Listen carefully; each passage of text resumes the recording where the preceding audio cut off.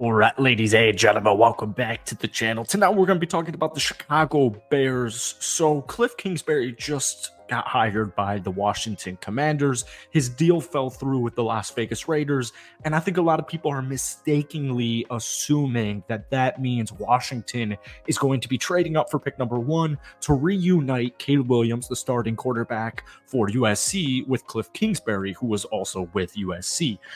Basically, the Raiders just only offered him 2 years, and Washington gave him 3. It's that cut and dry. That doesn't mean they're going to keep Justin Fields. That doesn't mean they're going to trade Justin Fields. I don't think that hire had anything to do with the Bears' assessment of Caleb Williams. Now, what I want to say is this. The Bears offseason is going to be focused primarily on the quarterback position, right? Is it going to be Justin Fields? Is it going to be Caleb Williams? Are they going to, what draft compensation can they get if they trade out of pick number 1 and accumulate more draft picks? Does that even mean Justin Fields is going to be back? Or are they going to try and draft a rookie QB? Like, you're going to see so many conflicting things. It's all smoke and mirrors, right? We've been talking about this on the channel every single day for the last month or so. But at the end of the day, man, I still think the Bears draft Caleb Williams. I want the Bears to keep Justin Fields. I think Justin Fields has potential. I think he needs more weapons. But at the same time, folks, the Bears need to win. And they need to get back into the playoffs, and they need to win football games. And unfortunately, wide receivers don't win you Super Bowls.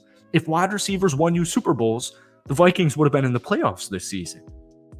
Good quarterbacks win Super Bowls. Good quarterbacks get you into the playoffs. Good quarterbacks win you football games despite even what you have. And case in point would be CJ Stroud. Now, before we get any further into tonight's video, if you guys enjoy it, be sure to hit that like button, hit that sub button for daily NFL content. We post a couple of Bears videos every single week on this channel. So Bears fans, if we try and get 250 likes on this video, it would be awesome. Anyways, first off, I want to just obliterate this take here. The Bears will not trade down from pick number 1 and still draft a rookie QB. It's either Caleb Williams or Justin Fields. Those are the only 2 options, in my opinion, that will be quarterback 1 for the Chicago Bears this upcoming season. The thing with this is, and this is another thing we talk about on this channel all the time, I can give you so many reasons why Justin Fields should be quarterback. I can give you so many reasons why he shouldn't be quarterback. The Bears have had 13 different offensive coordinators in the last 26 years. Not a great stat. No Bears quarterback has ever thrown for over 4,000 yards, and we are currently in a passing era of the NFL, right? Justin Fields, while I see all the talent and I see all of the potential, and I understand maybe Luke Getsy wasn't the man for the job because Luke Getsy's scheme kind of requires quarterbacks to get the ball out immediately, and that's not really tailored or suited to Justin Fields' game. Justin Fields has 38 fumbles in 40 career games, and the wins just aren't really there. The turnovers are there. The interceptions are there.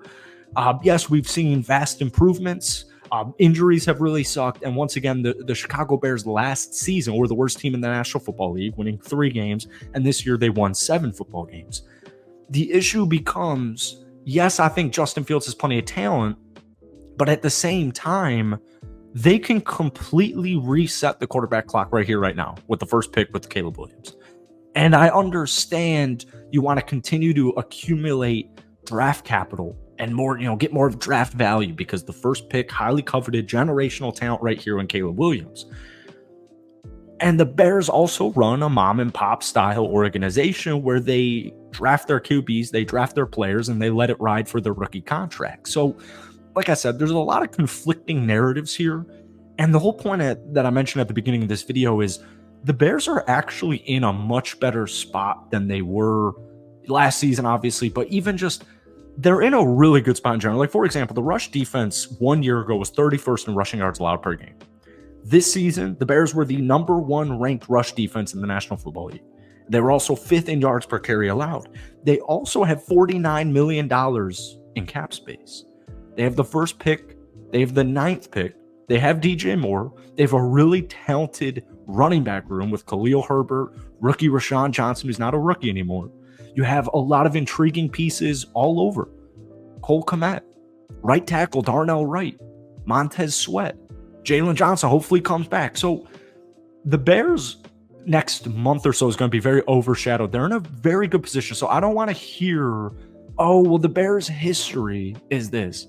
You know, they've had 13 different offense coordinators in the last 26 years, because this is just a different. Ryan Poles is running this Bears organization completely differently than I would say in the last at least 5 seasons, right? So this is just a different Bears culture.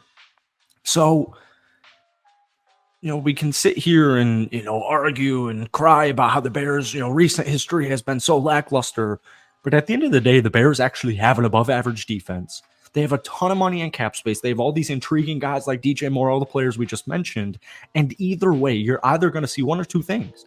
You're going to draft Caleb Williams with the first pick overall, and now you have your new franchise QB, or they're going to trade down from it, stockpile even more draft capital, even more players, take another stud, hopefully at pick number 9, and you ride with Justin Fields. So either way, this is a win-win situation for the Chicago Bears to me, because I'm fully fine if they decide to go with Caleb Williams, and I'm fully fine if they decide to go with Justin Fields, because they have other assets, they have other talent. But the quarterback position obviously is the most important position out there. I do love the hiring of Shane Waldron. I think this was the perfect guy for the Bears organization. I understand the 13 offensive coordinators in the last 26 years is not what you ideally want to hear, but I think Shane Waldron is a very experienced play caller, and I'm so glad that the Bears went in that direction with a guy who's actually called offensive plays with an NFL team for consecutive seasons. I think that is important, and I know that sounds obvious, but it isn't. You know, the hire of the offense coordinator, Shane Waldron, no matter who the quarterback's going to be, is great.